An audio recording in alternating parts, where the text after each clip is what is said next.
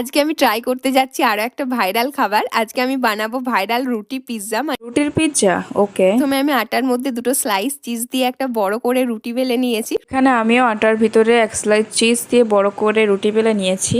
রুটিটা সেকার সময় যাতে ফুলে না যায় তার জন্য একটা চামচ দিয়ে গোটা রুটিটার মধ্যেই গর্ত করে নিয়েছি। এরপর আমিও এখানে রুটিটাতে গর্ত করে নিলাম। একটু ম্যাগি মশলা, অল্প করে লঙ্কার গুঁড়ো, নুন আর ঘি দিয়ে গোটা রুটিটার মধ্যে মাখিয়ে নেওয়ার পরে একটু ম্যাগি মশলা, শুকনো লঙ্কার গুঁড়ো, ঘি আর লবণ দিয়ে পুরো রুটিটাতে মাখিয়ে নেব।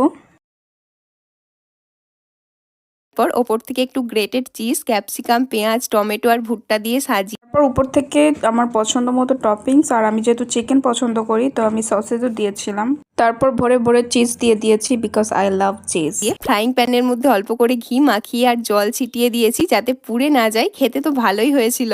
আমি এখানে ফ্রাইং প্যানে ঘি ব্রাশ করে তার ভিতরে জল ছিটিয়ে দিয়েছি আর এখন রুটিটা দিয়ে সেঁকে নিলাম। আর এটা খেতে আমার খুব ভালো লেগেছে। আমি আগেও একবার বানিয়েছিলাম, আমার জাস্ট এটা খেতে ভালো লাগে। তোমরা বাসায় চাইলে ট্রাই করে দেখতে পারো।